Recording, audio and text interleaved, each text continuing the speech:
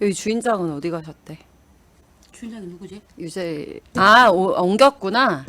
거기 여기 별로 지금 싹 없어졌대. 네, 남양주 이쪽으로 맞아요. 네, 옮긴다고 그때.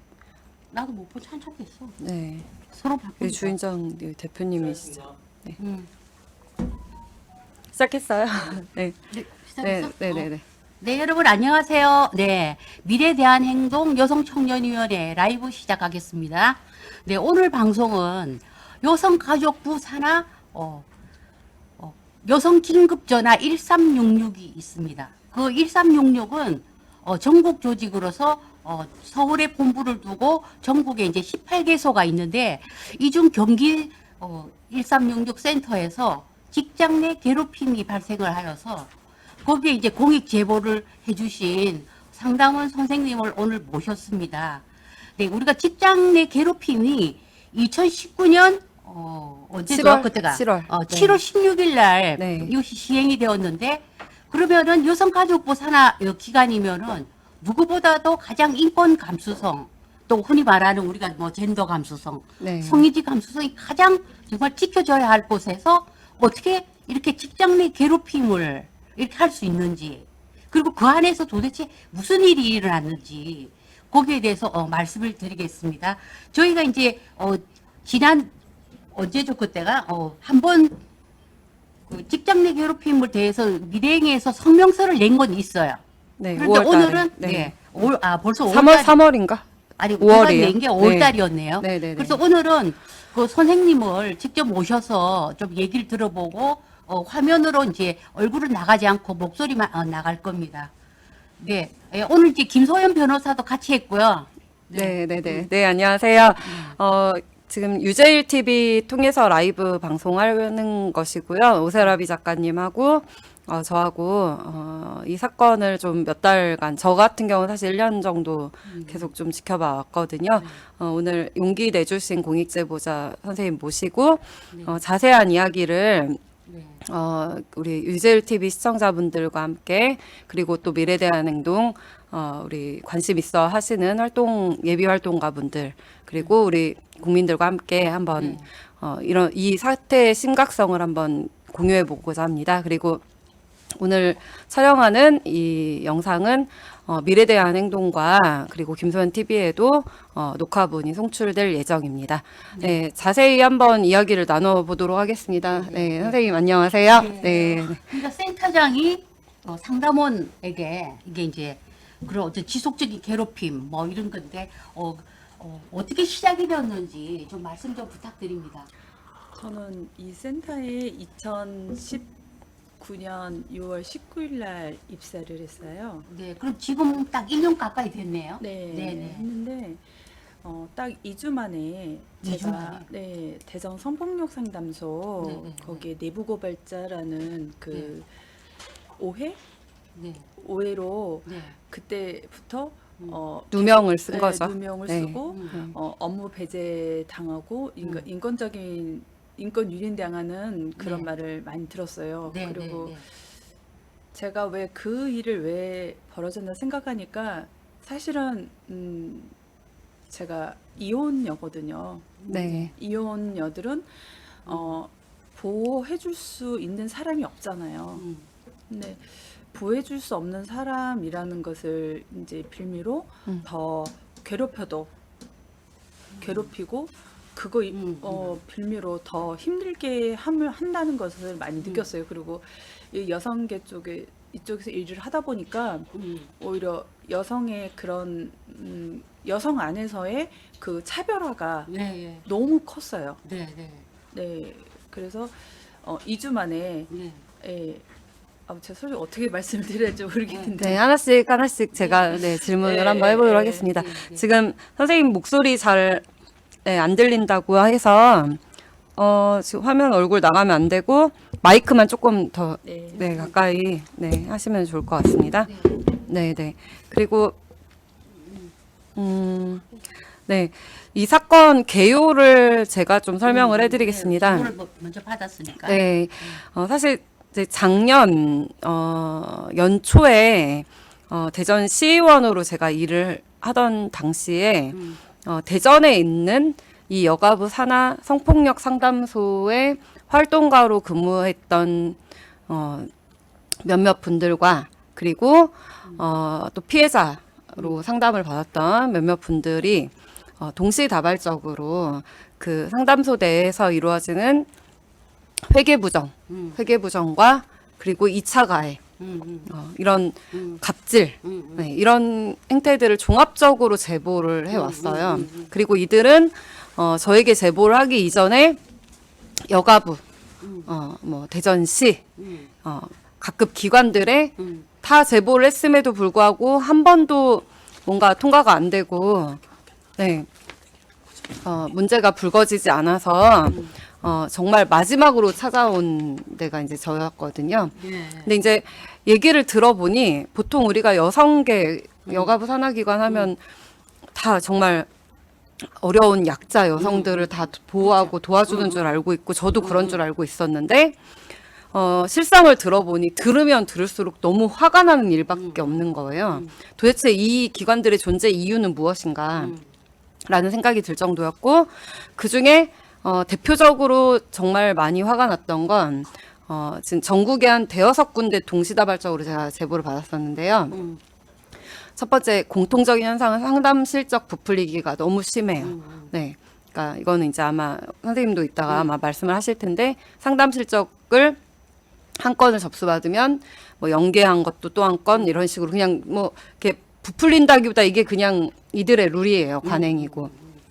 이게 고스란히 여가부로 통계가 잡혀서 뭐 그때 당시 진선미 장관이 뭐 성폭력, 여성폭력, 가정폭력이 엄청나다. 그리고 만연하다. 네, 네, 네. 여성 혐오가 만연하다. 네, 늘 일상이다. 그렇게. 네, 네. 이렇게 해서 자꾸 늘려야 된다. 그리고 이들에게 지원을 더해야 된다. 이런 식으로 계속 카르텔을 더 공고히 하는 이런 악순환이 계속 생기는 고리를 이들이 스스로 만들어내더라고요. 그런데 이런 뭐 자리나 돈 예산에 대한 어떤 혜택은 일부 여성계 카르텔 상급 간부급들만이 향유를 하고 오늘 오신 선생님들 같은 밑에 상근자 활동가들은 정말 최저임금을 받으면서 너무너무 고생을 하거나 열악한 환경에서 핍박을 받고 갑질을 당하고 그루밍을 당하는 예. 이런 행태들을 저는 이제 공통적으로 들었어요. 그리고 이들이 활동하게 되는 계기 중에 하나 중에 뭐 여러 유형들이 이제 사회복지사로 시작한 분들도 있고 여러 전공자들도 있고 있지만 이제 많은 유형 중에 한 부류가 이제 피해자로서 시작하신 분들이 계세요. 피해자로 상담을 받다 보니 나 같은 피해자를 돕기 위해서 이런 활동을 해야 되겠다라고 생각을 하고 시작을 하신 분들이 있는데 이분들에게 희망 고문을 하면서 환경적으로 이제 경제적으로 열악한데 나처럼 뭐 활동을 하면 뭐 소장급들이 나처럼 돈도 많이 벌 수 있고 이렇게 강의도 하고 다닐 수 있고 뭐 이런 것들을 계속 희망 고문을 하면서 무료 봉사를 시킨다거나 뭐 멀리 뭐 제주도나 청주나 여기저기서 제보받은 바에 따르면 지금 정의원 사태처럼 개인 통장을 차명으로 상담소 운영하는 데 있어서 뭐 활동비나 뭐 이렇게 회비나 이런 거 걷는 용도로 차명으로 제공을 하게 한다거나 청소를 시킨다거나 자기들은 외부의 상근자들 전부 다 밖에 강의하고 개인 통장으로 강의비 따로 별도로 받으면서 피해자들 보고 자리에 앉아서 그 전화 받게 하고 상담 받게 하고 자격이 없는 사람들한테 이런 공통적인 현상들이 너무 많아서 제가 이제 자료 요구를 했었고 그때 이제 기사 찾아보시면 나오겠지만 단체로 대전시에 있는 여성 단체 사람들이 몇십 명이 몰려서 현수막을 걸고 김소연 시의원 규탄한다, 갑질이다, 자료 요구를 철회해라. 확성기 들고 시위를 했는데 그 저항에도 불구하고 저는 끝까지 자료 요구를 해서 받아냈고 그 중에 가장 오래된 기관이 이제 여러 경로 그 저항 뭐 대전시도 맞고 여기저기 맞고 특위 구성도 맞고 그럼에도 불구하고 제가 전부 다 자료 받아서 문제를 좀 밝혀냈거든요. 그 국민권익위 통해서 또 수사 지시가 내려오고 대전시 감사위에 지시 내려오고 하니까 가장 오래된 기관이 자진 폐쇄를 했어요. 원래 사회복지사업법상 뭔가 행정 처분을 받아서 폐쇄를 하거나 하면은 그 기관장은 또다시 활동을 못하게 된다거나 이런 제한 조치가 있는데 뭔가 이제 국민권익위에서 수사를 하라고 딱 내려오니까 그걸 면피하기 위해서인지 뭐 자진 폐쇄를 바로 그렇게 오래 버티다가 그게 대전 성폭력 상담소잖아요. 그쵸 자진 그런데 폐쇄 이제 오늘 오신 선생님은 대전 성폭력 상담소 관련이 없는 분 관련이 없는 분인데 없는 분인데 네, 이 사건이 이제 여성계는 아무도 안 건드는데 이런 대전에서 가장 오래된 그리고 전성엽 회장까지 했던 소장이 있었던 상담소가 자진 폐쇄 사태에 이르니까 여성계가 아마 뭐 놀래 뒤집어진 모양이죠. 어디서 감히 우리를 건드려 지금까지는 사실 이랬는데 이제 김소연 누구야 이렇게 됐나 봐요. 그런 중에 이제 오늘 오신 선생님께서 뭐 그 대전 성폭력 상담소의 문제점을 내부 고발한 활동가 선생님하고 잠시 뭐 교류가 있었거나 뭐 한 1, 2주 되죠. 그래서 같이 잠깐 뭔가 다른 기관에서 근무했던 경험이 있다는 것 공통점 하나를 가지고 네. 네가 내부 고발자라는 뭐 소문이 있다. 라고 하면 전국 센터장 회의에서 그런 얘기를 듣고 신상을 털면서 계속적으로 이제 어떤 강압적인 압박이 있었다라는 게 첫 번째 이제 시작입니다. 네, 한번 그러면 이야기를 한번 얘기를 들어보죠. 네.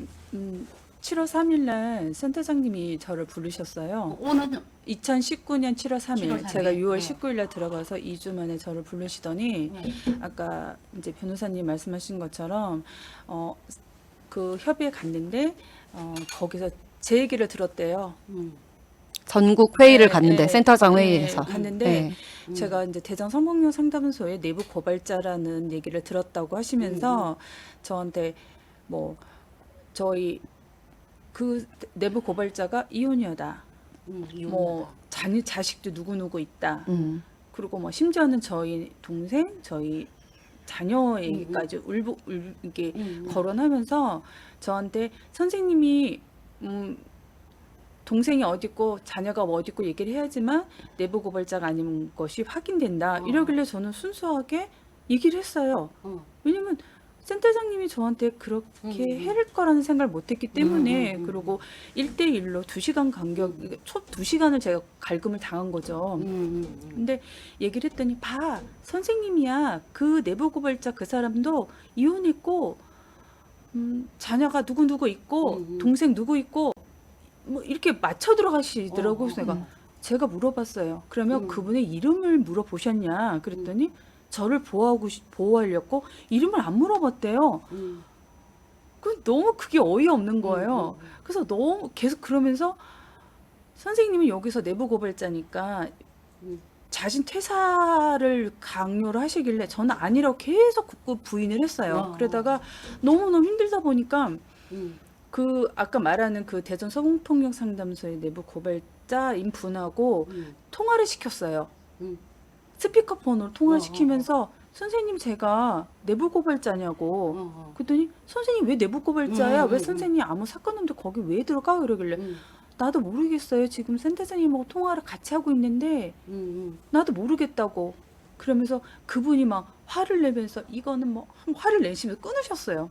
끊고 나서 솔직히 이게 막 너무 당황되니까 이것을 벗어나야 되겠다 싶은 생각 들고 제가 앞에서 어떤 이제 여성계 쪽에 일을 했어요. 한 달 했는데 거기서도 어떤 얘기가 나왔냐면 똑같은 얘기예요. 그 여성 안에서 여성을 차별하는 거 있잖아요. 예. 제가 여성주의가 없으니까 선생님 혹시 일하지 마 해가지고 한 달 만에 제가 잘렸어요.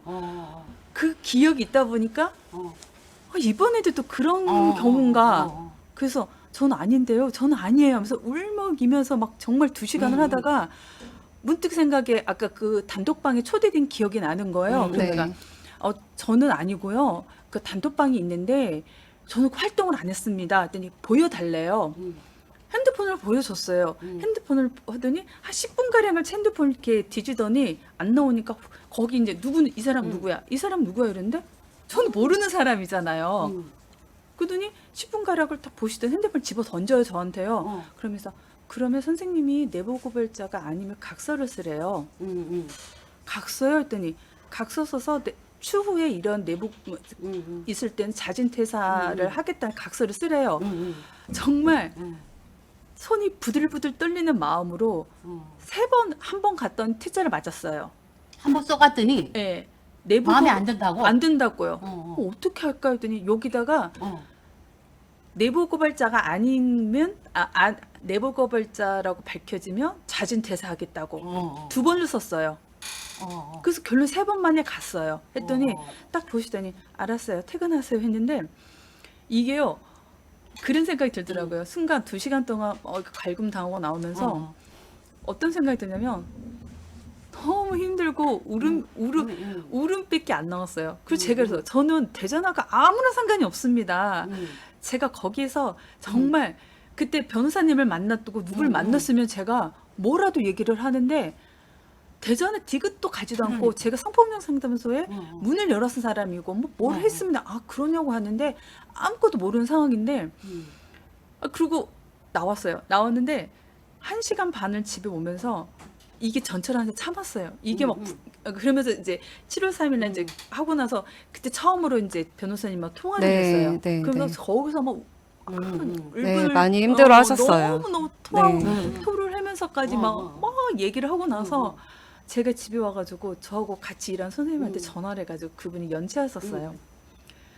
나 울어도 돼? 제가 왜 이 얘기가 할 때마다 느낀 게 뭐냐면 이 사건이 저한테 정말 눈물난 게 이게 각인이 돼가지고 몸이 아파요.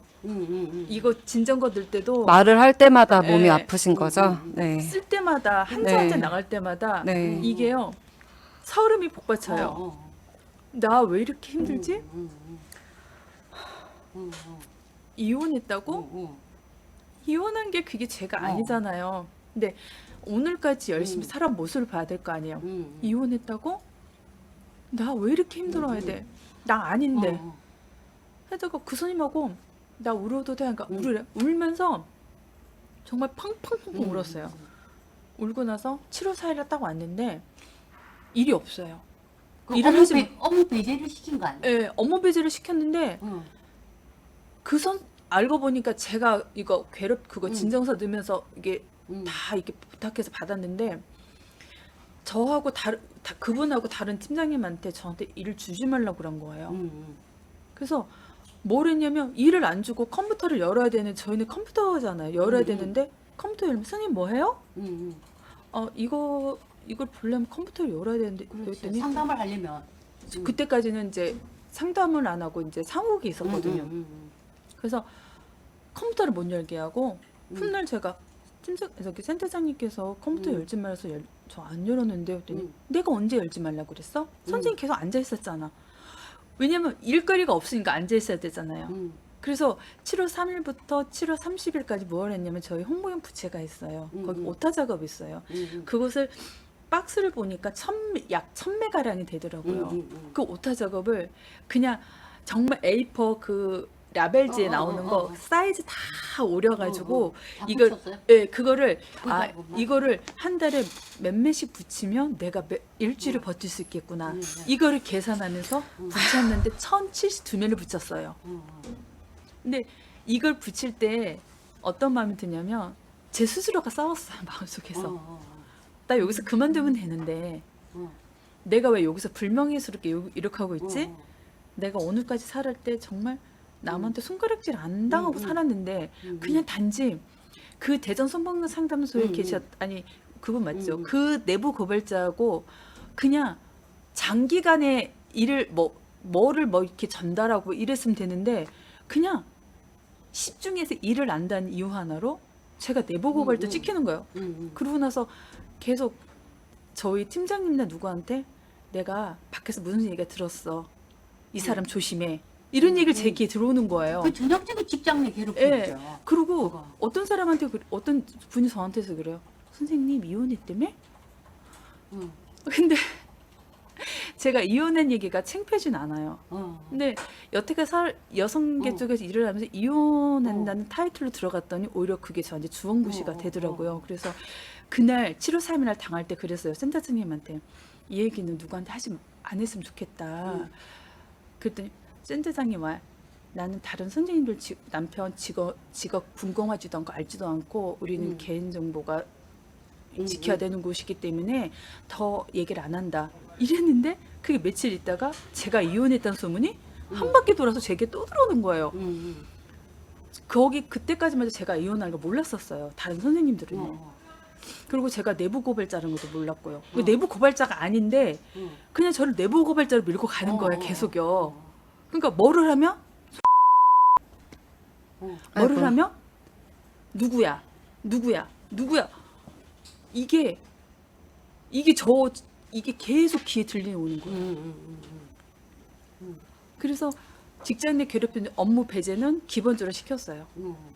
각서로 강요당하고 네, 그러면서 자신 퇴사를 압력을 넣고 네, 업무를 배제하고 예, 그다음에 뭐 인권을 유린하고 예. 말하자면 인권 유린이죠. 네. 이혼한 거기 이게 경기 긴급 전화에서 왜 이혼했느냐 마느냐 그걸 왜 거론을 하는 거야. 이거는 전형적인 2차 가해고. 요즘은 뭐 어디 면접 보거나 원서 낼 때도 블라인드 서류 접수해서 뭐 학력도 안 쓰고 요즘 그러거든요. 그리고 학교 이런 데서도 부모 직업도 안 쓰고 이러고 있는데 지금 성인한테 신상을 추궁을 한 거예요.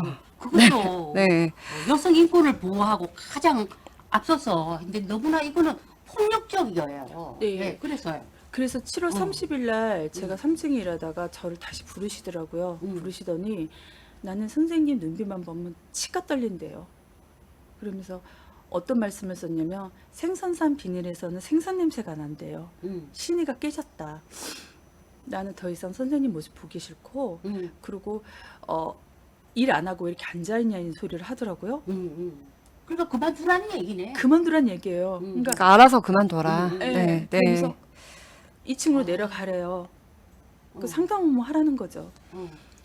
근데 저는 제가 다른 걸 다 잊어버렸다 하더라도 7월 3일이라고 7월 30일의 사건은 제가 잃어버릴 수가 없어요. 2019년 7월. 7월 3일 날 이제 처음으로 이제 내부 고발자라는 얘기로 저를 괴롭히는 사건하고 7월 30일 날 저한테 저를 단독으로 부르셔가지고 선생님하고 신의가 깨졌다. 생선산 비닐에선 생선 냄새가 난다.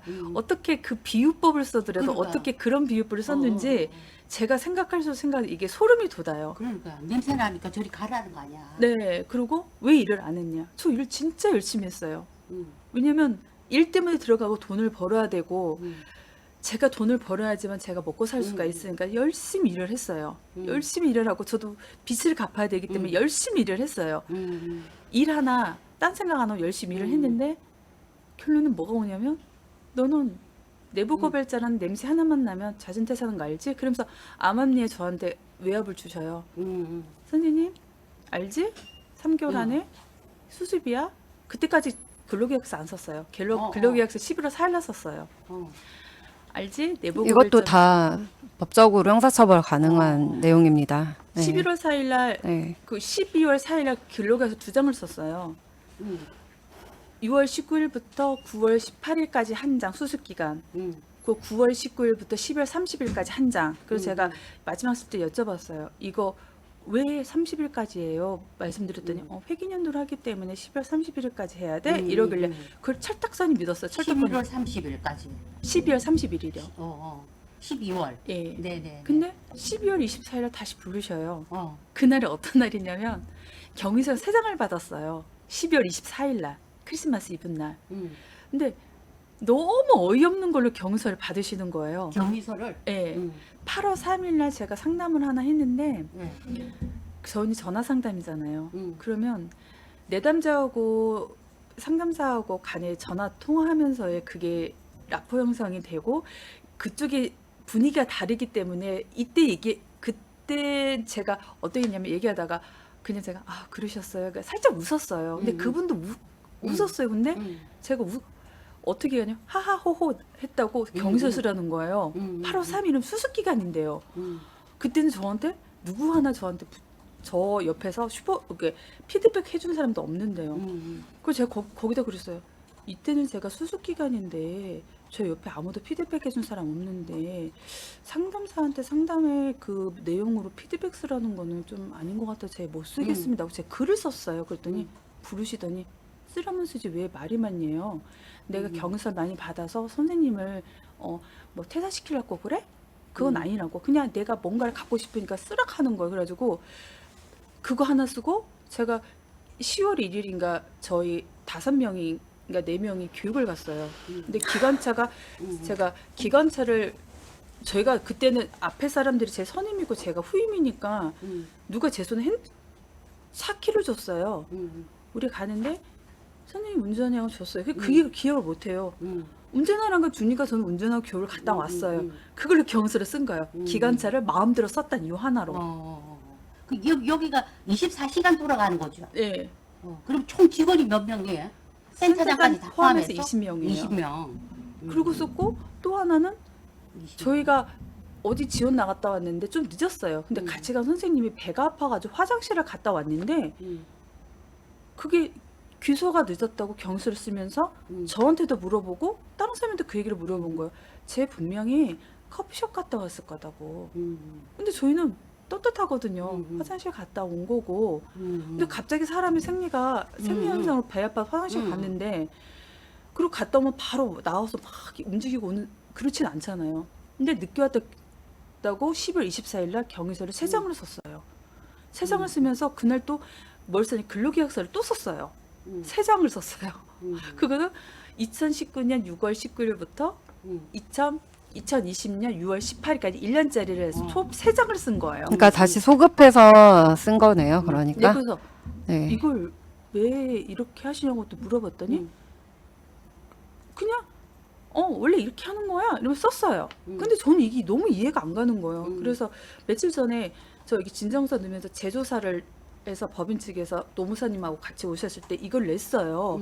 왜냐면 저는 갖고 있고 이걸 냈더니 노무사님도 의아해하는 거예요. 왜냐면 3장인 거예요. 그 앞에 근로계약서가. 버전도 내셨어요? 다 냈어요. 아, 네, 3장을 다 잘하셨어요. 냈더니 네, 이건 네. 아니라고 네. 하시면서 가져가셨어요. 근데 센터장님은 이 3번째만 갖고 계시고 2번째는 없애버렸대요.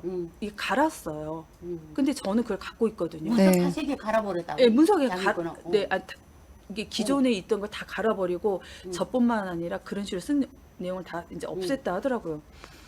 그래서 내가 11월 24일 날 경유서 3장 쓰고 하루에 3장 쓰고 근로계약서도 또 다시 쓰고 정말 기분이 그렇더라고요. 그랬더니 들리는 소리에 의하면 제가 자진해서 나가도록 이렇게 만드시더라고요. 나가려고 자꾸 괴롭히는 거지. 네, 그리고 제 주변에 선생님들하고 저를 분리시켜가지고 외톨이로 만드는 거예요. 그리고 과중한 업무를 줘가지고 저희는 2인 1조로 일을 나가야 되는데 저 혼자 이제 출장 보낸 것도 많았어요. 운전하면서. 근데 저희 특성상 피해자들이 정말 정신이 멀쩡하더라도 이 사람들이 어떻게 변할지 몰라요. 그러면 운전하고 가면 뒤에서 목을 조를 수도 있기 때문에 2인 1조로 저희가 출발을 갔다 와야 돼요. 그래서 제가 며칠 전에 신입 교육할 때 질의를 했어요.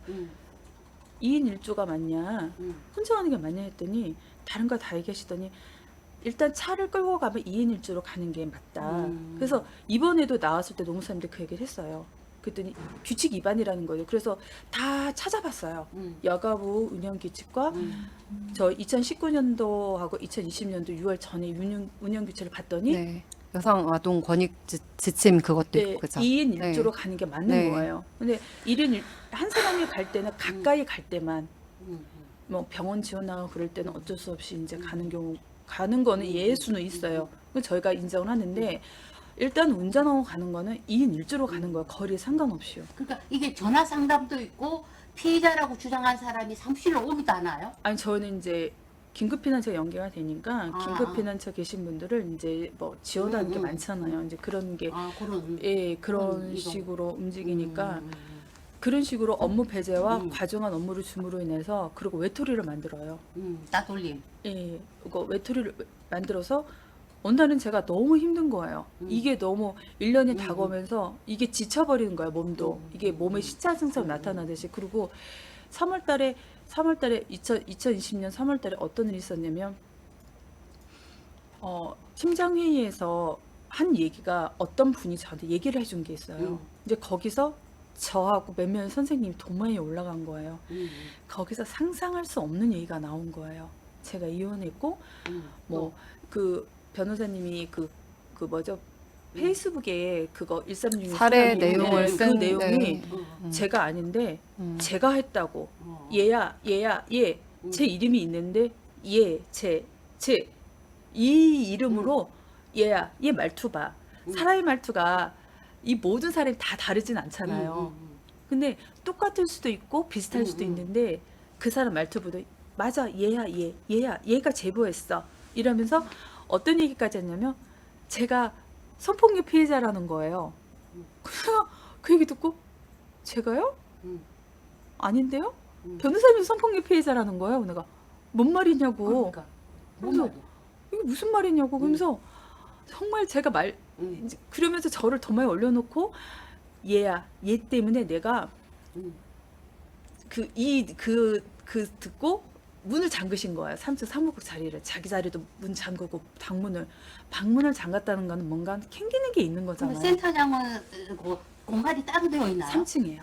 3층에 따로 3층에 있고. 개인 방이 있어요. 아. 그리고 이분이 제가 늘 하는 말이 있어요. 숨 쉬는 거 빼놓고 다 거짓말이라고요. 숨 쉬는 거 빼놓고는 다 거짓말. 그냥 거짓말이 일상이구나. 예, 거짓말인 거예요. 그리고 말꾸며내 뭐. 제가 한 얘기도 아닌데 제가 했다 하고 음, 제가 내부 고발자가 아니잖아요. 내부 고발자 아닌 거 분명히 밝혀졌는데 그리고 그날 7월 3일 날도 앞으로 돌아가지만 제가 그랬어요. 그럼 제가 아닌 걸 확인시켜 드리려면 그때 시의원 시절 때잖아요. 네네. 그러면 직접 통화를 해주시면 하시면 되겠네요. 이랬더니 내가 왜 그 사람하고 통화해? 딱. 하시더라고요. 그러니까 저는 솔직히 거기서 끝날 줄 알았어요. 근데 이게 소위 말하는 직장인의 괴롭힘이 돼가지고 저를 막 따시키고 막 이러는 게 이게 차라리 표면적으로 드러나는 거라면 뭐라 얘기를 하는데 그리고 저희가 지금 생존권이잖아요. 늘 하는 말이 너 이러면 알지? 계약 종료야. 이 말을 계속 밥 먹듯이 하셨어요. 협박이죠. 네. 저뿐만 아니라 다른 선생님들이고 들어온 선생님들 그리고 신입들한테 그 얘기한 게 신입이 물어봐요. 왜 센터장님은 나한테 왜 자꾸 저런 말을 하지? 선생님 제가 마음에 안 드는 거 봐요. 그러니까 우리가 하는 말이 그래요. 아, 그건 일상이야. 신경 쓰지 마. 근데 그런 말 들었을 때 누가 마음 편하게 일을 할 수 있겠어요. 그 저는 내부 고발자라는 이유 하나로 더 압박을 가하시는 거. 그리고 그러면서 각서 썼다고 그랬잖아요. 그 각서 내용으로 2018년도 8월인가 그때 하신 말씀이 제가 너무 화가 나서 그 제가 수첩에 적어놨어요. 선생님 이걸 각서 썼잖아. 내가 인사위원회 열릴 거야. 인사위원회 선생님 회부해가지고 선생님이 여름휴가 끝나고 나서 선생님이 거치는 그때 결정될 거야. 이렇게 말씀하셨어요. 그래서 결론은 그리고 이게 너무나 악질적인 직장 내 괴롭힘이야. 우리가 사실 학교 폭력 요즘은 애들이 학교 폭력 예방 교육을 하도 많이 받아서 이 정도 저질스러운 학교 폭력은 아니 없거든요. 이건 근데 너무 9버전 초창기 버전 학교 폭력이랑 똑같은 거예요, 지금. 네. 정말 그냥 성인들 사이에 있는 일이라고 믿겨지지 않을 정도로 그러니까. 네. 뭐 그냥 진짜 괴롭히는 거예요. 괴롭히는 거. 시어머니 노릇하고 괴롭히는 거고 그냥 심술쟁이들 같아요. 심술쟁이들 같고 제가 이제 좀 설명을 드리면 작년 7월에 저는 선생님이랑 처음 통화를 하게 됐어요. 저한테 제보했다는 대전의 제보자를 통해서 전화가 이제 연결이 됐는데 뭐 다짜고짜 너무 막 당황스러워 하시면서 제가 왜 내부 고발자냐고 따지시는 거예요. 저 그때 이제 저도 뭐 여의도에 계속 왔다 갔다 일이 있어가지고 서울에 와 있는데 갑자기 이런 질문을 받으니까 굉장히 뭔가 궁지에 몰린 일이 있나 보다 싶어 좀 얘기를 들어보고 또 대전에 계신 내부 고발자랑도 통화를 하고 했는데 이제 두 분이서 둘 다 너무 감정이 뭐 기분 나쁘고 화나고 이 수준이 아니라 그냥 진짜 밑바닥으로 침잠하는 상태 있잖아요. 전화만 받았는데도 이분들 내일 못 일어날 것 같은데 이런 느낌이 제가 뭐 느껴질 정도로 제가 너무 막 일이 너무 많아서 어떻게 가보지는 못하고 어떻게 해야 되지? 이 사람들 지금 굉장히 뭐 상심 정도가 아니라 자존감을 완전히 바닥을 훑어낸 느낌이었단 말이에요. 두 분하고 통화를 했는데 대전의 제보자분하고 이제 선생님하고 각자 통화를 했는데 근데 이제 대전의 제보자분이 그러던 중에 너무 기가 막혀서 저한테 이제 선생님하고 그분하고 통화했던 내용을 녹음을 해서 일부러 저한테 보내줬었어요. 근데 그 내용이 뭐냐면 선생님이 그 제보자한테 내가 왜 내부 고발자냐라고 따지는 내용이에요. 뭐 혹시 네가 뭐 얘기를 했느냐, 내 신상을 어떻게 이 사람들이 이렇게 자세히 알고 있냐, 나는 법인까지 뭐 보고를 해야 된다. 내가 내부 고발자 아닌 거를 네가 확인서를 써줄 수 있느냐라는 요청을 하는 녹음이었는데 그 제보자조차도 너무 기가 막힌 거예요, 선생님. 왜냐하면 이분이 너무너무 힘들어하기 때문에 지금 당장 저한테도 그때 선생님이 그러셨거든요. 난 목구멍이 포도청이고 뭐 아이들도 키워야 되고 일을 해야 되는데 이런 일로 정말 당장 그만두고 싶지만 그럴 수도 없고 그렇기 때문에 나는 확인서를 받아야 되겠다라고 말씀을 하셨는데 그 확인서를 각서를 선생님이 그 센터장한테 직접 써서 내는 거 외에 이제 그 진짜 제보자한테 확인서를 써서 이제 달라고 한 거예요. 그러니까 그 진짜 제보자는 이 상황이 너무 폭력적이다. 내가 왜 공익제보자라는 사실을 여성계에 나를 내세워서 왜 만천하에 공개를 해야 되냐. 그 사람들이 부리는 폭력적인 행태에 왜 나를 제물로 바치냐 너는 하고 두 분이서 또 이제 굉장히 마음이 힘들어지신 거예요. 자, 이게 지금 이렇게 두 분이서 힘들 일이 아니었는데 전 그 대화 통화 녹음을 듣고 너무 기가 막힌 거예요. 여기에서의 나쁜 짓을 한 사람은 센터장이거든요. 센터장이지. 네. 센터장님. 네, 이 악질적인 행태 때문에 그 여성계가 소위 말하는 최약체인 여성들끼리 같은 상담원들끼리 그냥 이렇게 상처를 주고받게 된 이간질 거예요. 시키고. 네.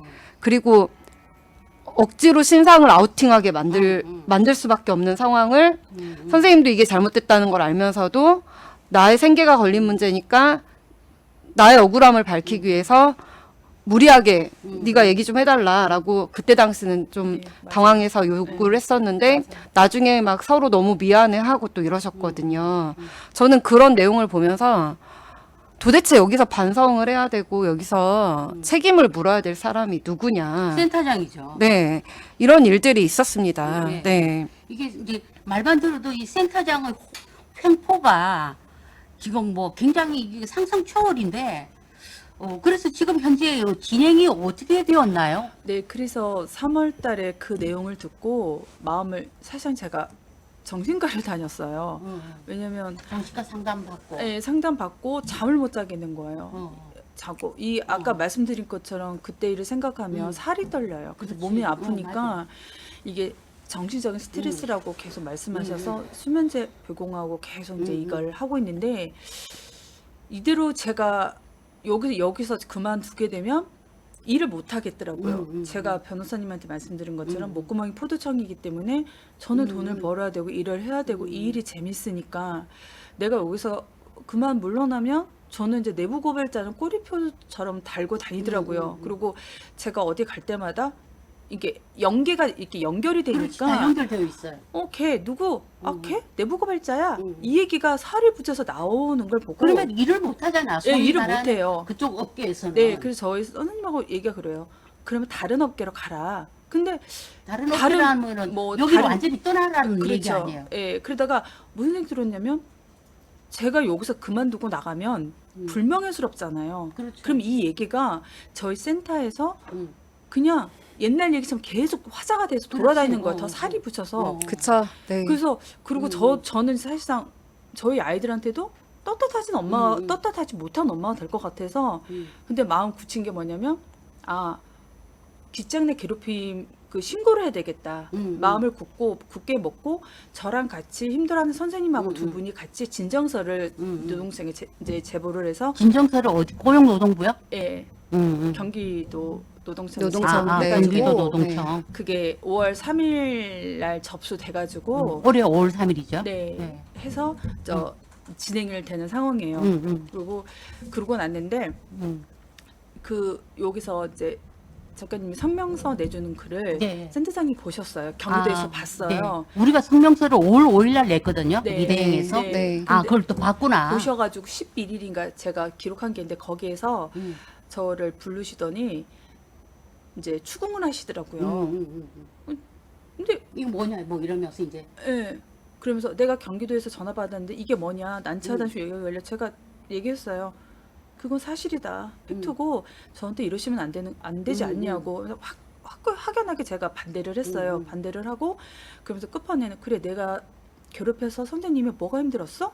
이런 것을 제가 녹취를 떴어요. 네, 그래서 잘하셨어요. 그 녹취록까지 녹취하고 녹취본까지 제가 다 갖고 있고 이번에 날 때 같이 이걸 제출했어요. 그러고 났더니 제가 강하게 나가니까 저는 못 건드리고 저랑 같이 했던 선생님을 은근히 건드리시는 또 거예요. 다른 상담원. 네, 어떻게 하냐면 전화 상담을 하고 있으면 뒤에 서 계신대요. 그러면 이렇게 썸짓해서 보면 이제 센터장님이고 그 밑에 팀장님이신 거예요. 팀장들이 뭐 감시하는 거예요? 예, 뭐야? 그러니까 누구는 그러시더라고요. 그러면 팀장님한테 얘기하면 되지 않냐고 하는데 이 카리텔이가 너무 무서운 게 뭐냐면 글루밍이 돼가지고 센터장님이 무슨 말 하는 거 다 모든 사람들이 다 맞다고 생각해요. 그게 아닌데도요. 정말 노를 할 수 없을 정도로 이거를 글루밍 시켜놔서 심지어는 센터장님은 어떻게 얘기하냐면 센터장님이 그만두면 여기가 와해가 된대요. 그리고 없어진대요. 아니 왜 없어져요? 그래서 제가 기간이. 그래서 이거는 도에서 여가부에서 돈을 줘서 도에서 운영하는 곳이기 때문에 없어질 수가 없는 곳이거든요. 그렇게 하니까 밑에 있는 사람들이 팀장님부터 시작해서 모든 사람들이 그럼 어떡하지? 와야 되면 안 되는데 자기들도 돈 벌고 살아야 되니까 그러니까 센터장님 편에 쓰는 거예요. 그런 식으로 해가지고 저희 뭐 고충위원회 말씀하라고요? 제가 그랬어요. 고충의 원인은 센터장님인데 센터장님 고충의 위원장으로 앉아 있어요. 근데 저희가 어디다 고충위원을 얘기를 해요? 그러니까 그 센터장이 경기도? 저희 센터의 고충위원인 거예요. 그럼 하나 많아지. 네, 제가 그 고충위원. 법인 쪽에서 그 얘기했어요. 고충위원회 고충이 센터장님인데 센터장님이 위원장으로 앉아 계시는데 저희가 어디다가 말씀드려야 되나요? 이렇게 했어요. 그래가지고 그 사건 이후부터는 저는 안 건드리는데 저희 선생님을 이제 은근히 이제 건드신 거예요. 근데 그분도 거기 증거를 다 갖고 계시더라고요. 보니까요. 지금 그 화면에는 안 나오는데 선생님 지금 말씀하시는데 계속 입술 부들부들 떨리시고 정말 힘들어 하시거든요. 이게 저로서 언니 오셨어요. 네. 여명석 언니 오셨어요. 네. 네네네. 네, 이게 모르겠어요. 저는 원래 어릴 때부터 등짝 맞아가면서도 끝까지 말대꾸하고 뭐 어른이고 애들이고 거짓말 치면 대놓고 그거 거짓말인데라고 말할 수 있는 그냥 어릴 때부터 워낙 꼴통처럼 컸어요. 그런데 이제 대부분 참 착하게 순종적으로 잘하잖아요. 특히 이제 바르게 사신 분들은 선생님 작가님 그러면은 이게 이제 위계 질서가 있는 직장에서 자기의 상급자, 자기의 어떤 인사권을 쥐고 있는 상급자한테 대놓고 들이대는 것을 대부분 상당히 두려워하고 그런데 저도 그래도 회사도 다녀보고 뭐 알바도 엄청 많이 해봤어요. 그리고 또 뭐 법무법인에서도 일을 해봤고 했는데 이제 물론 뭐 저는 이제 전문직이니까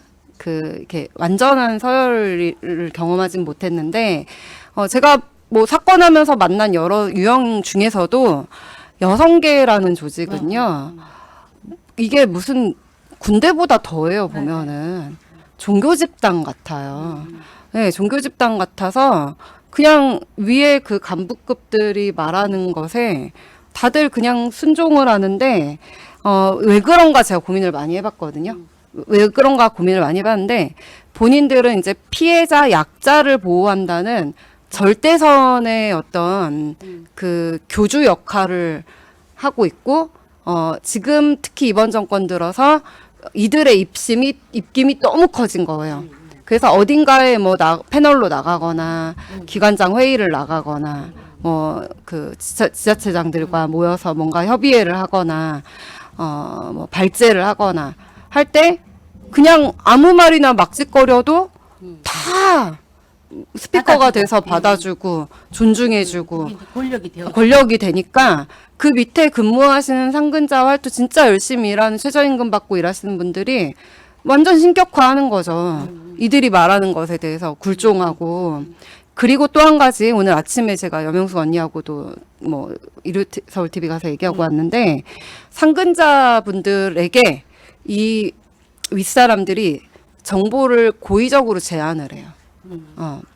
그러니까 이들이 얼마를 받는지, 자기들이 어떤 일을 하는지, 밖에 가서 얼마나 폼을 잡으면서 별도의 돈을 또 벌고 있는지, 그게 이제 비밀로. 네.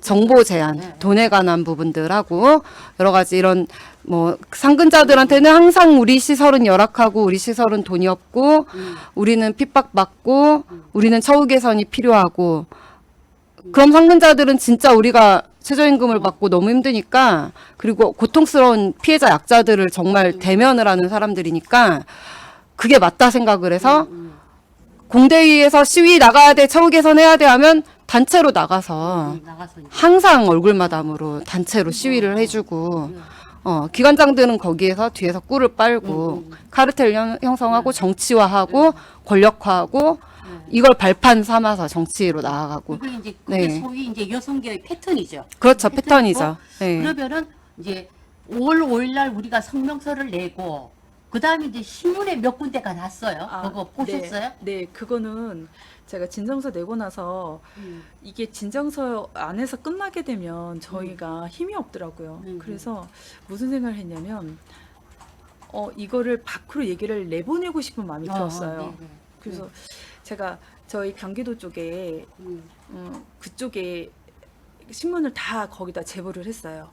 제보를 했는데 지금 딱 그 기자님이 지금 신문에 난 기자님이 저희 그거를 들으시고 저희 얘기를 들어주셔서 너무너무 감사했어요. 지금 언론에서도 딱 한 곳 났죠. 네. 네. 그래서 그 기자님이 너무 잘 그러니까 저희 말 들어주셔서 읽었어요, 나도. 네. 그래서 네 편이 났어요. 네 편이 났고 네 편은 그리고 제가 그 전에 왜 그걸 할 생각을 했냐면 처음에 그 뉴스 나오고 나서 제가 경기도 쪽 주무관님과 통화를 했어요. 통화를 했는데 그분이 말에 의하면 이 신문 자체가 경기도 밖의 신문이기 때문에 요란하지 시끄럽지 않지만 경기도 안에 신문이 나게 되면 자기들은 어떻게 걷잡을 수 없다고 그러길래 무엇을 걷잡을 수 없냐고 어쩔 수 없다 하길래 무엇을 어쩔 수 없습니까? 제가 되물어봤어요. 그랬더니 수습할 수가 없다는 거죠. 그래서 그 사람의 그 말이 제가 하나를 딱 잡아가지고 그럼 경기도 내 신문에 나면 되겠네 해가지고 제가 정말 퇴근하고 집에서 이걸 제보를 경기도 내 신문에 다 냈어요. 다 제보했는데 그 기자만이 저한테 연락이 오셨어요. 그렇죠. 딱 한 곳만. 네. 그리고 저하고 그 선생님하고 전화 인터뷰 끝나고 나서 이제 꺼세요. 세 사람 얘기를 들어야 되니까 이제 센터장님한테 직접 이제 인터뷰를 해야 되겠다 하시길래 저는 전화로 끝날 줄 알았어요. 근데 그날 제가 이제 연차를 낸 상황이었는데 이분이 직접 오신 거예요. 근데 온다는 얘기 없이 오신 거예요. 정말 이분이 기자답게 오셔가지고 취재를 다 하시고 가신 거예요.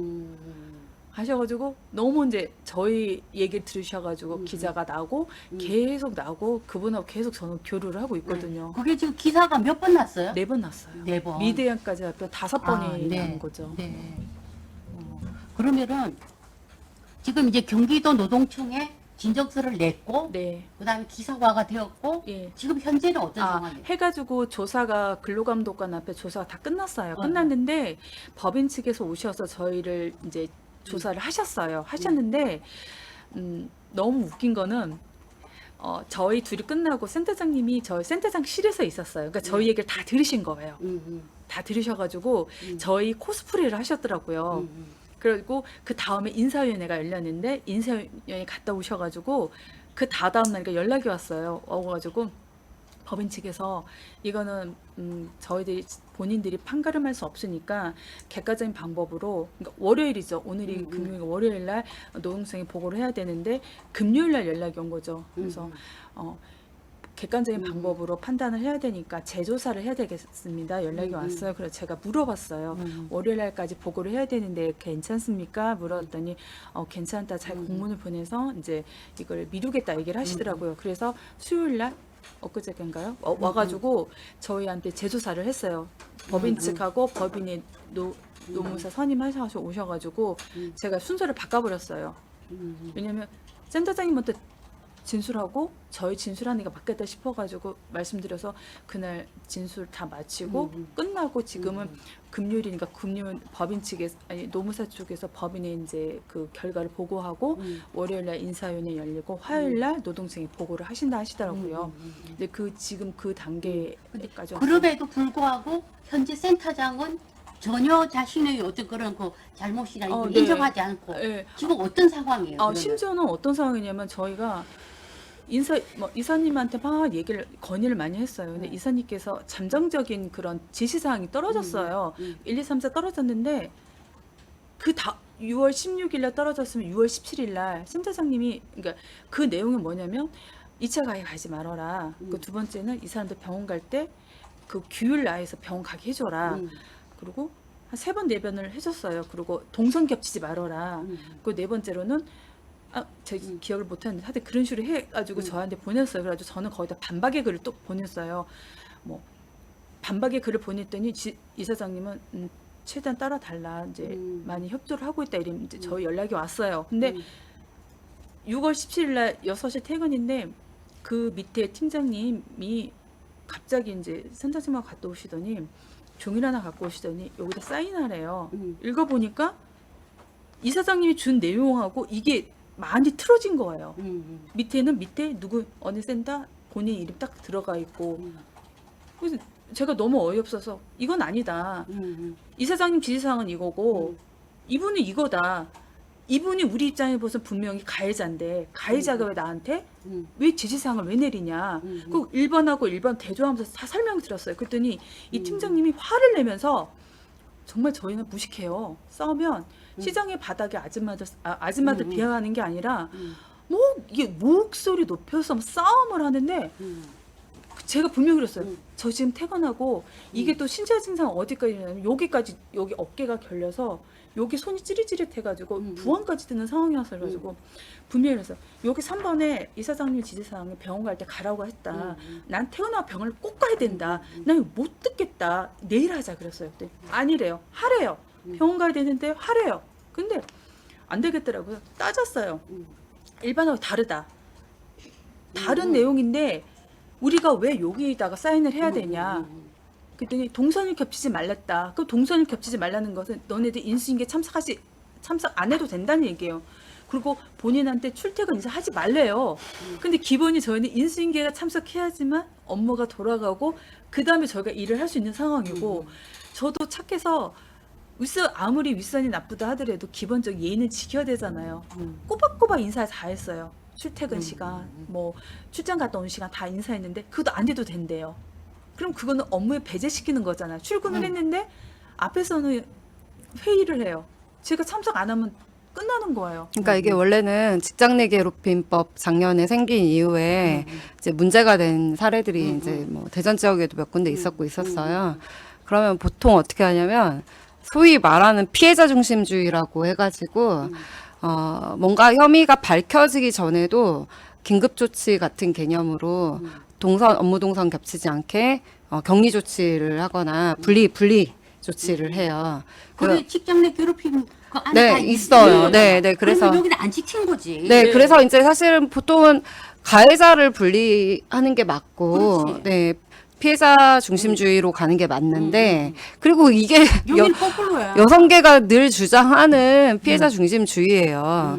그런데 지금 이사장은 그런 취지로 맞죠, 협조를 맞아요. 하겠다라는 내용의 어떤 공문을 이제 선생님한테 보냈는데 그걸 교묘하게 틀어서 네가 전리피해라는 내용으로 네. 네. 그래서- 이게 맞는 거 직장 내 괴롭힘 법에 따라서 격리하고 다 할 테니까 네가 피해. 라는 네. 내용으로 말하자면 또 각서 확인서를 네. 진구를 한 거예요. 여기는 네, 이게 말이 안 청장까지 되죠. 네. 그 탑세에서 네. 지금 또다시 직장 내 괴롭힘이 그거를 일어나는 거지. 승차가해가 벌어진 거예요. 그쵸, 그걸 서명을 하면 그때 저희 이걸 서명을 네. 했으니까 네가 안 지킨 거잖아. 네. 나중에 이렇게 네. 만들 핑계거리를 잡으려고 굉장히 머리를 쓴 거죠. 그거는 굉장히 현명하게 잘 네. 네, 했네요. 그래가지고 그 팀장은 몇 명이에요? 저희 팀장이 4명인데 네 명. 그 한 분이 이제 총괄팀장님이라고 계시는데 그분이 그렇게 해서 저희가 설명을 드렸어요. 이건 아니다. 이건 해줄 수 없는 부분에 있더니 그 원본을 보여드렸어요.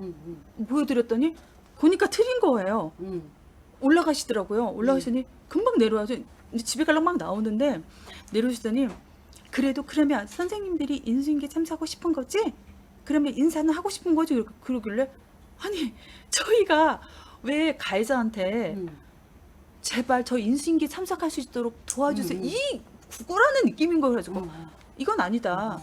왜 우리가 왜 우리 입장에서 가해자 이분한테 그렇게 그 하냐고. 가해자가 각서를 써서 줘야죠, 차라리. 그렇죠. 네, 그래가지고 그게 맞는 거지. 안 한다. 그랬더니 네, 네. 제가 그랬어요. 다 떠나서 우리한테 제일 윗선은 이사장님이다. 이 내용을 이사장님이 직접 저한테 주셨기 때문에 나는 이걸 지키겠다. 그랬더니 그러면 그 센터장님 쓴 글에 옆에다 주더니 요 밑에다 그냥 인수인계 참석하고 싶다는 거 쓰래요. 내 여기다 왜 쓰냐. 내가 차라리 이사장님 준 글 거기에다가 내가 차라리 쌓이다면 쌓여야 됐지 나는 여기다 못한다 해가지고 거기서 일단락 전력 종결되고 또 제가 가만히 있을 사람이 아니잖아요. 그래가지고 바로 이사장님한테 글을 썼어요.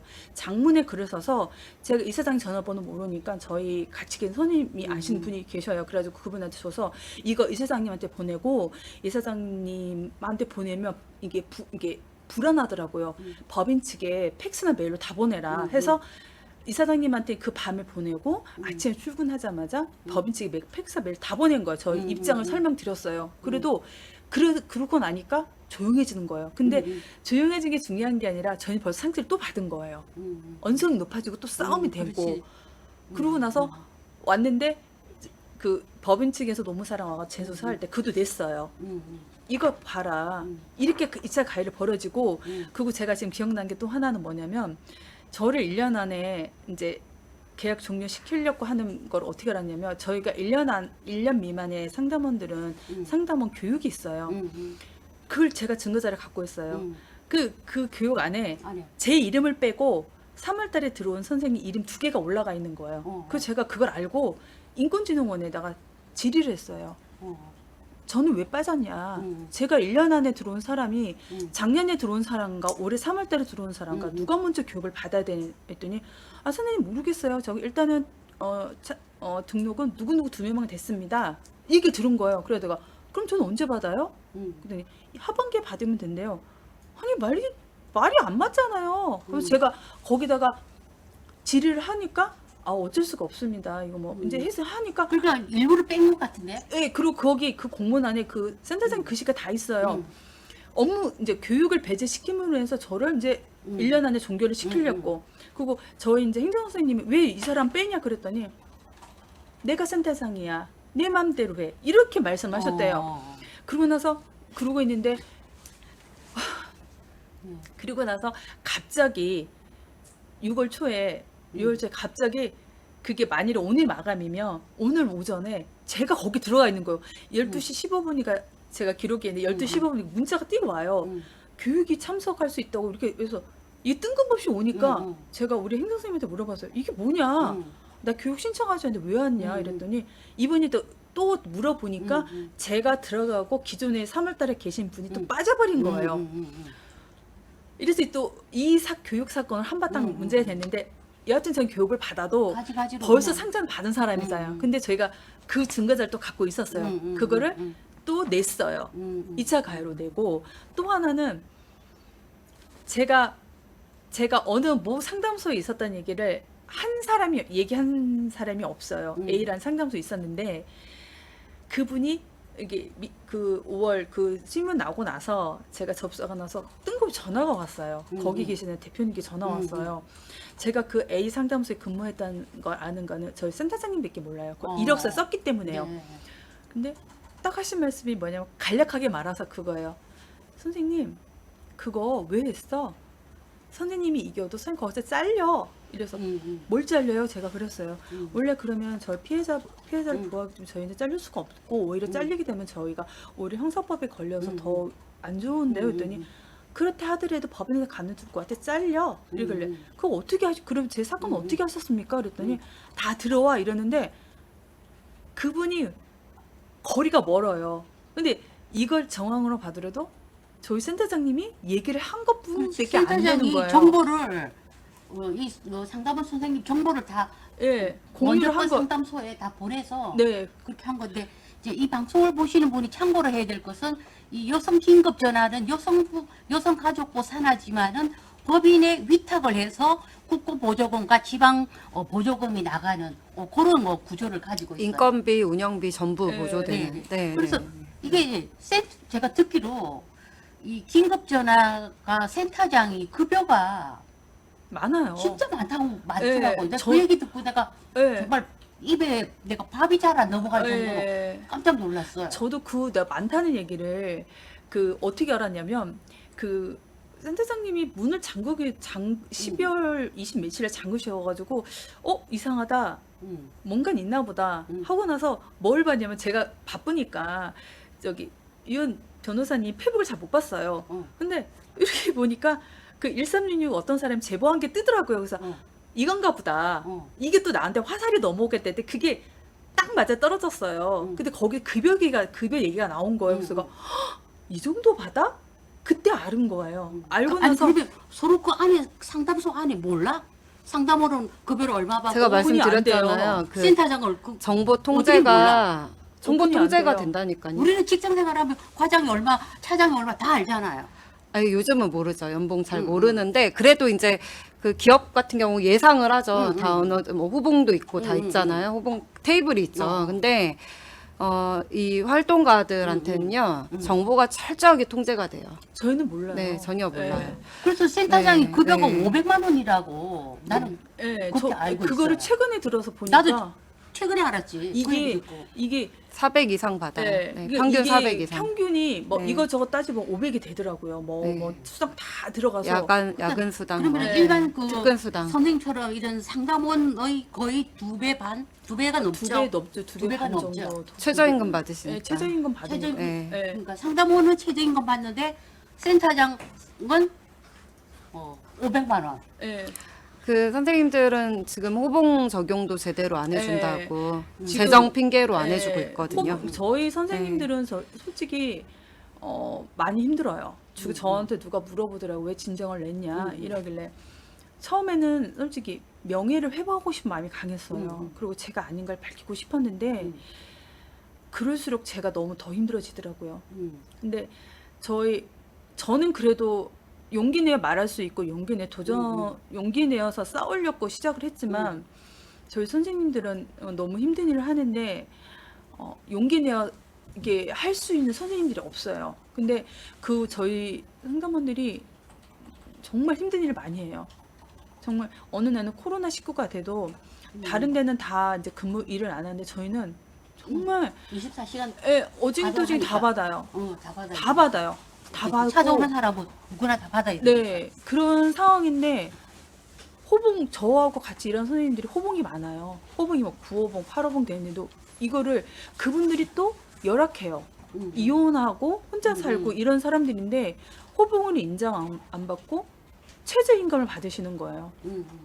그것도 아니라고 생각을 하거든요. 근데 센터장님은 호봉을 엄청나게 받으시는 거예요. 그럼 센터장은 일선에서 뭐 상담은 하진 않고 안 해요. 근데 외부적인 활동 외부 뭐 활동도 어디 뭐 요즘 안 하죠. 법무부를 간다든가 뭐 얼굴 비치는 일은 다 하겠는데 그러면 급여가 너무 과다해서 너무 깜짝 놀랐어. 네, 여기 이제 1366 이 센터마다 좀 다른데 센터나 상담소들이 여기는 아마 이제 내부에서만 계시는 분 같은데 대전의 자진폐쇄한 대전 성폭력 상담소 같은 경우는 급여를 평균 400 이상씩 꼬박꼬박 받아가면서 외부 성폭력 상담소는 사단법인이잖아. 똑같이 위탁이에요. 법인 아, 위탁. 위탁. 네네네. 근데 400 이상 받아가면서 외부 강의를 제가 그때 감사했을 때 2017년 기준으로 134건을 했어요. 그러면은 1년에 134건을 34건을 했어요. 외부 강의를 외부 강의를 상담소장이. 했기 때문에 그게 돈으로 따지면 액수가 그게 엄청나죠. 네, 한 5, 6천 돈 돼요. 몇 천만 원 네, 되지. 네, 네, 네. 뭐 보통 기간이랑 100만 원씩 받고 막 이러니까. 네, 그쵸. 소장급들이 한 4, 50만 원 이상씩 받거든요. 평균적으로. 집 사겠는데요? 네. 그러니까 뭐 실제로 그런 얘기들이 많았어요. 빚더미에 소장 있다가. 한 네. 7, 8년 하면 집 사겠어요? 이 정도면. 네, 그러니까 이제 와, 정말. 굉장히 밑에 활동가들은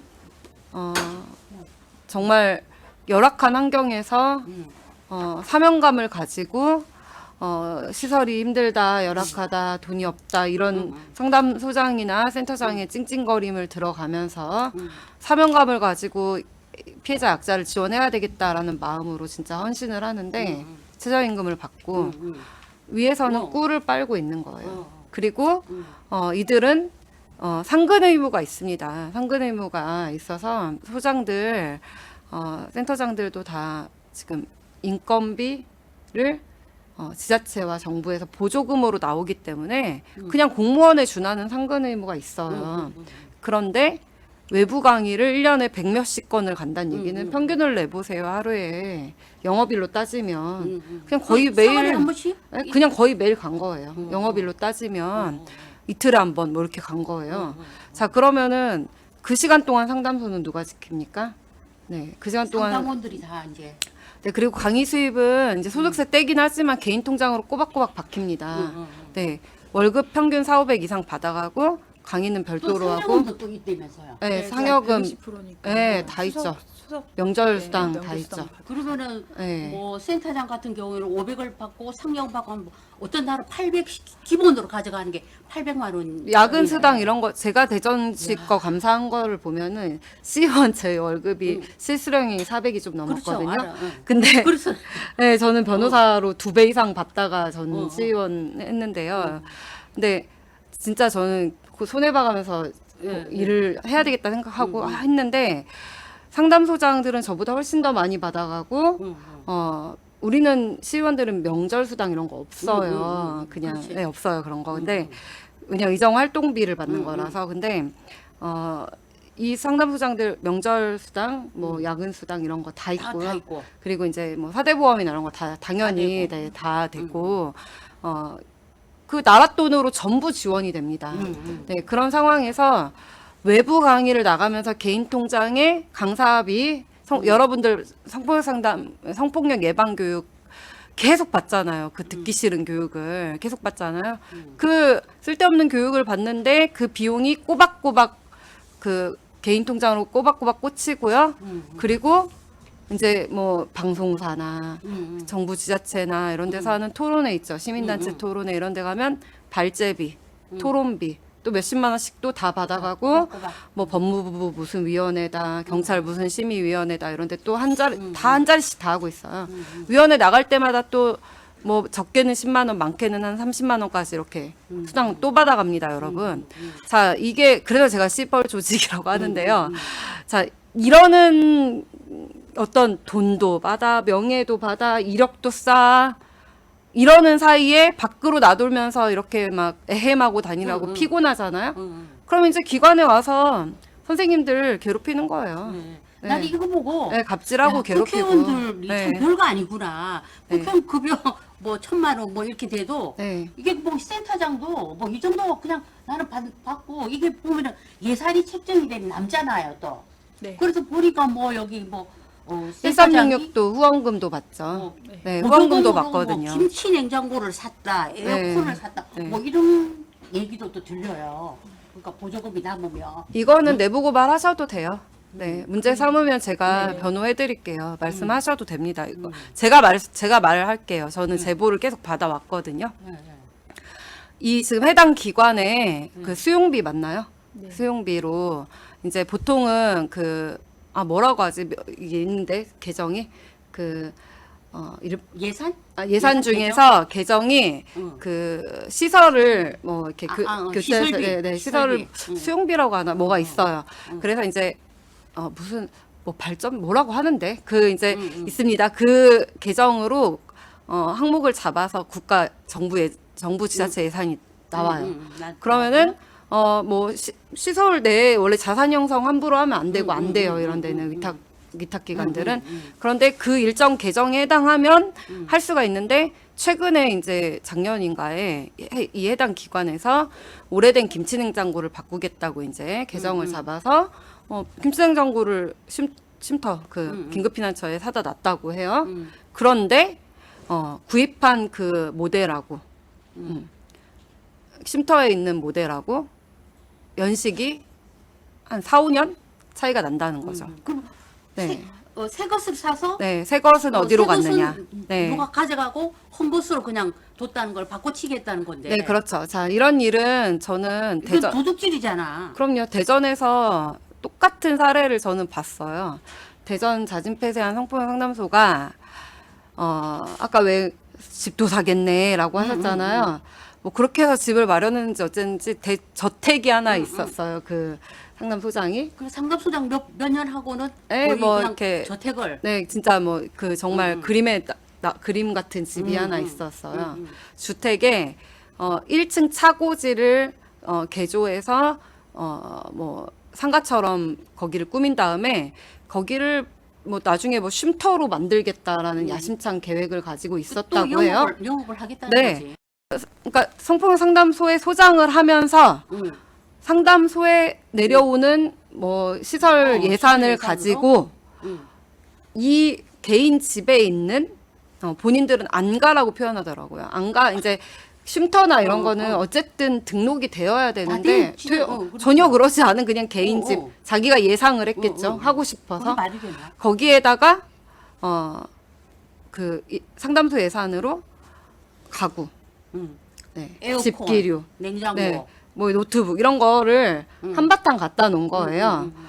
그래서 이제 내부 고발자들이 이제 저한테 이런 거 자기들은 이제 제가 이제 자료육을 해서 구입 목록을 봤는데 이런 거를 들여놓을 자리도 없고 새 가구를 들인 사실이 없다는 거예요. 그 기간 동안에. 이상하잖아요.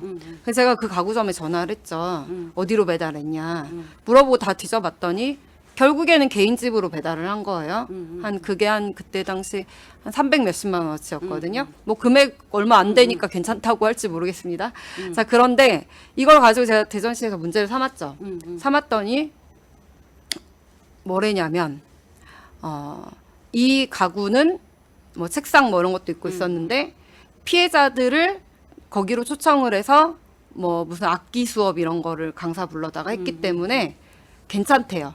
그리고 내부 운영위에서 사라고 승인한 뭐 회의록을 갖다 들이대면서 괜찮다는 거예요. 자, 그러면서 그러면은 뭐 제가 그랬어요. 공무원한테 담당 감사관한테. 그러면은 우리 팀 회의 우리 집 넓은 집 거실에서 좀 오늘 하고 싶은데 우리 공무원 예산으로 소파 좀 한 300만 원짜리 구입해서 놓고 회의 한번 하면 몇 년간 갖다 놓고 써도 되겠네요? 라고 했더니 말을 못 해요. 그리고 나서 또 괜찮다고 한 근거가 지금은 그 3년 전에 있었던 그 가구들을 제가 문제를 삼으니까 실어다가 상담소 지하 창고에다 싹 갖다가 놓은 거예요.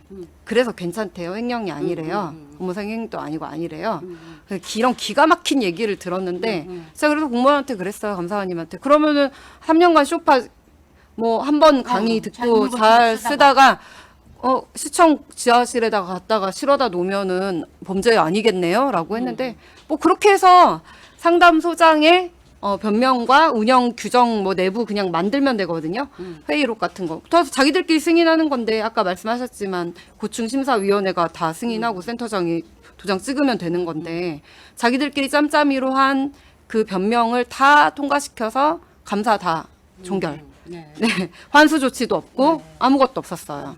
지금 이런 내부의 벽에 부딪힌 선생님이 정말 몸부림을 치고 있는 겁니다. 그러니까 이게 네. 이제 전국에 있던 그런 성폭력 상담소 또 이런 것도 뭐 여성가족부 산하의 긴급전화 이런 곳에서 혹시 이제 이 경기센터에서 목격하신 거는 있나요?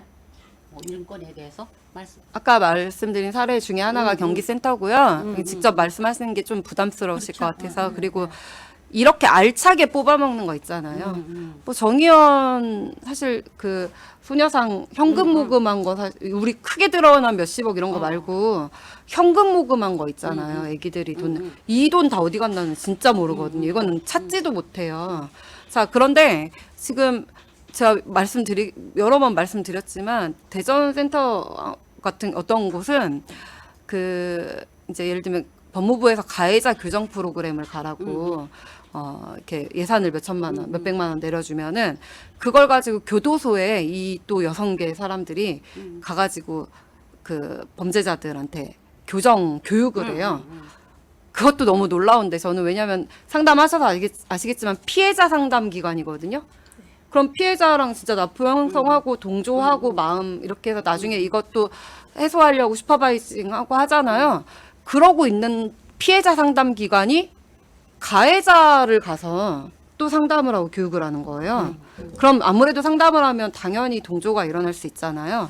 네, 그런데 이런 일 자체도 저는 기가 막힌데 법무부는 도대체 왜 피해자 상담 기관에 가해자 교정 프로그램을 맡기는지 뭐 말하자면 쌍방대리거든요, 이거는.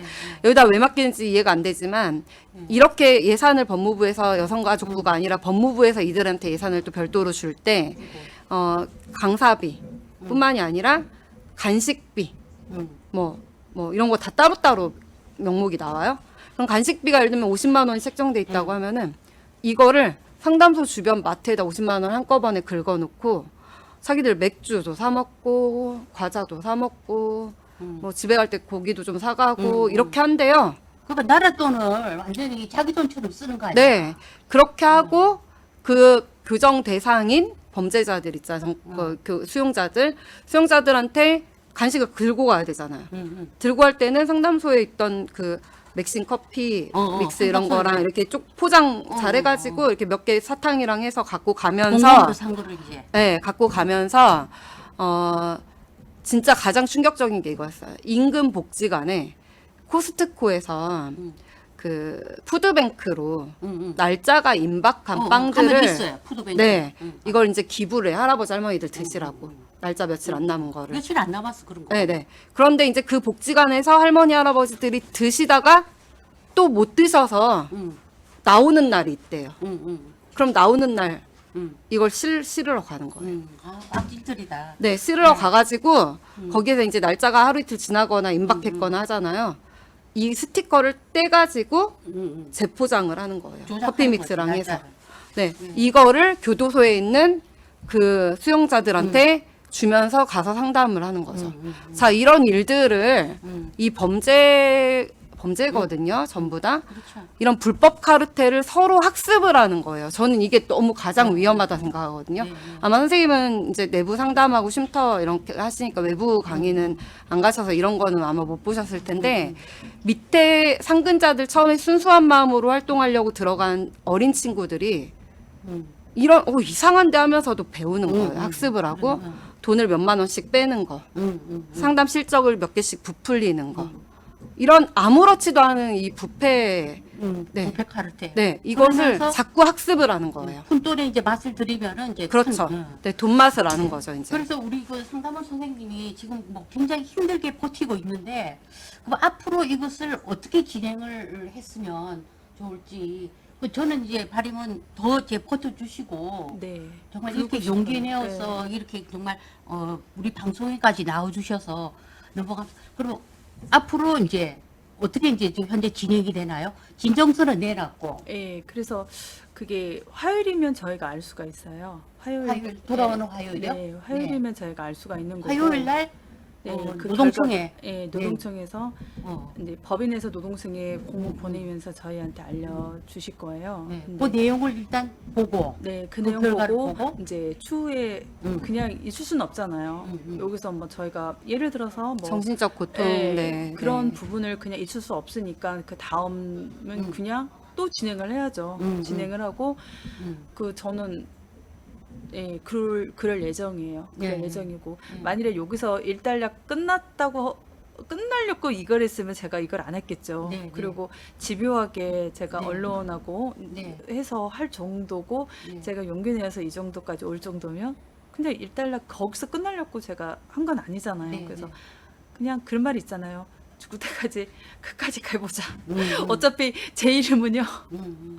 제 이름 다 이제 네. 저희 쪽에서 다 밝혀지고 네. 뭐 언론에 막 나왔으니까 그리고 저희 센터장님 고맙게도 저에 대한 소문을 너무 예쁘게 내주셔가지고 다 아는 상황이니까 그리고 이게 이제 경기도 지사들도 이거는 사실 알아야 될 일이죠. 어쨌든 경기도 관할 지역에서 생겨난 일이고 그렇죠. 여가부 산하지만은 그래서 그다음 이제 다음 주 화요일 날 진정서 결과를 나오는 걸 보고 네 다시 또 우리가 또 만나서 우리가 그 선생님을 어떻게 도와드릴지 그쵸. 그 네. 다음 단계를 네. 해야 되고 네. 정말 이게 여성가족부가 가장 여성 인권을 존중해야 네. 돼도 게다가 노동인권입니다. 네. 네. 그런데 정말 그 직장 내 괴롭힘이 다 이게 압축이 돼 있는 이 사건이에요. 제가 네. 들어보니까. 그 진짜 애들 네. 학교 폭력보다 네. 더 악질적이에요, 네, 네. 진짜. 그리고 또 원래 수준 여성들이 이하예요. 네. 여성들이 더 계급적이고 더 폭력적이에요. 네, 맞아요. 남자들은 신체적, 육체적, 물리적 힘을 가해서 하지만은 나도 옛날에 직장 생활에서 3년을 왕따를 당해봤는데 정말 피를 말려요. 그래서 네, 제가 맞아요. 그 심정을 네. 알아요. 네.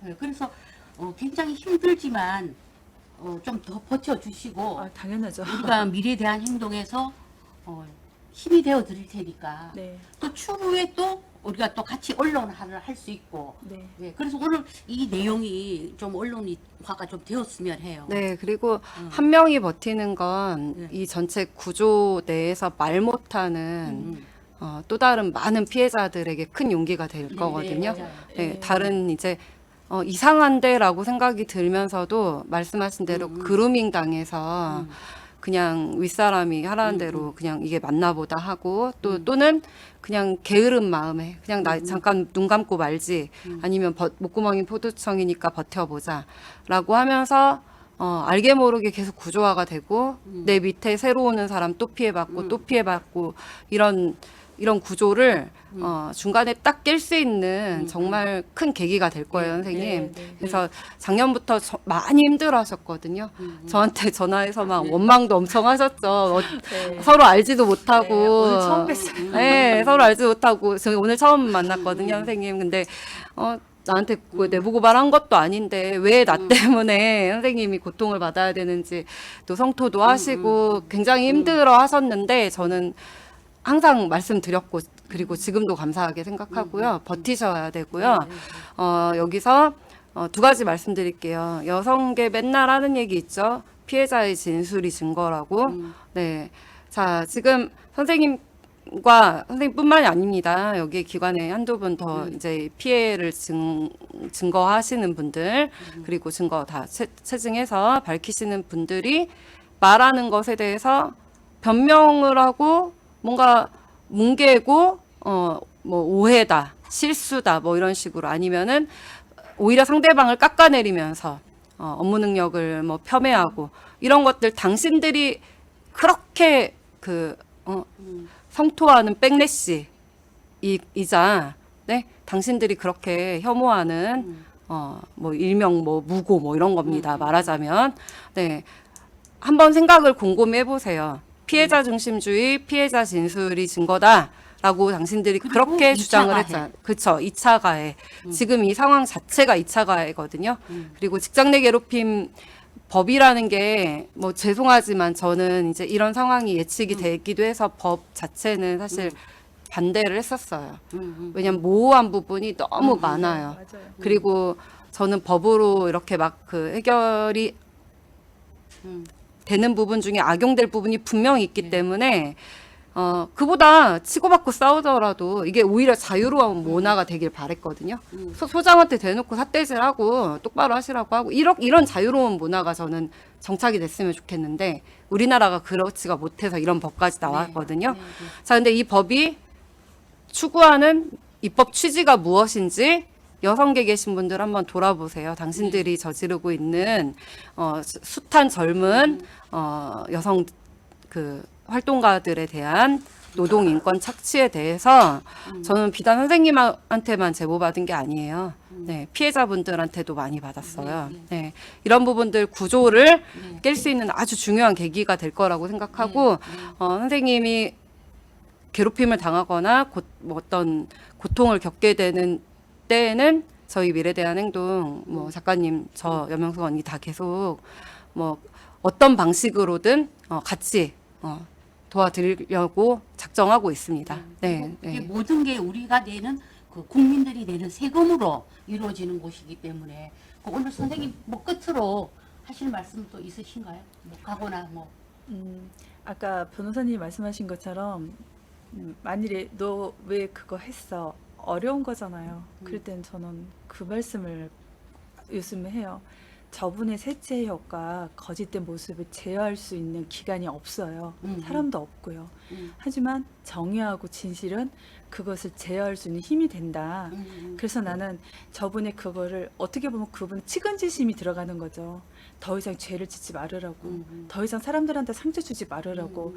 나라는 존재가 저 스스로의 존재가 그 사람을 제어할 수 있는 힘이 된다면 기꺼이 저는 기사도정식에 바른 건 아니지만 거기에 이제 역할을 할 거고 저로 인해서 많이 더 아파하고 용기를 낼 수 있는 선생님들한테 힘이 되고 그분들이 불이익 당하는 것에 뭐 더욱 조금이라도 힘이 된다면 네 저는 더 열심히 하고 싶은 마음이 있고 그리고 이 여성계 안에서의 여성들의 차별화가 생각보다 엄청나게 심해요. 심해서 제가 이 하는 행동이 그곳에 무너뜨릴 수는 없지만 금이 갈 수 있게는 하지 않을까. 그러면 정말 정말 이게를 할 수 있는 사람이라면 살짝만 건드려도 이 여성계 카르텔이 부서지잖아요. 예, 그렇게 됐으면 좋을 것 같아서 많은 좀 힘 좀 네. 많이 줬으면 좋겠어요. 네, 우리 상담원 선생님 힘내시고 그러니까 앞으로 지금 이 방송을 보시는 분들 중에 많은 제보를 좀 해주세요. 용기를 내고 그래야만이 이 정말 그 1조 2천억을 쓰는 여성가족부 그 아래 산하 수백 개의 그 이런 관련된 단체들에 대해서 그 부정과 비리와 이 부패가 드러날 수 있게끔 많은 제보를 좀 부탁드립니다. 오늘 상담원 선생님 여기 용기 내주셔서 네. 감사드립니다. 네, 감사합니다. 네, 그 제보 하실 때 활동가 선생님들 직장 잃을까봐 걱정하셔서 말 못하고 이런 거 있으시거든요. 선생님도 그러셨죠? 네. 그렇지 않습니다. 지금 근로기준법이나 여러 법령 체계상 절대로 여러분들 직장을 위협하게 하지 않아요. 그 기관이 없어지면 내가 갈 곳이 없어. 이런 거 다 방안을 마련해가면서 이 불합리한 현실을 바꿀 수 있거든요. 네. 그러니까 용기 내서 우리 선생님과 함께 해주실 많은 활동가분들, 힘드신 분들 저희에게 용기 내서 다가와 주시기를 기다리고 있겠습니다. 네, 그러면은 미래대한행동 여성청년위원회 라이브 여기서 마치겠습니다. 네, 시청해 주셔서 감사합니다. 네, 감사합니다. 와주셔서 네, 감사합니다.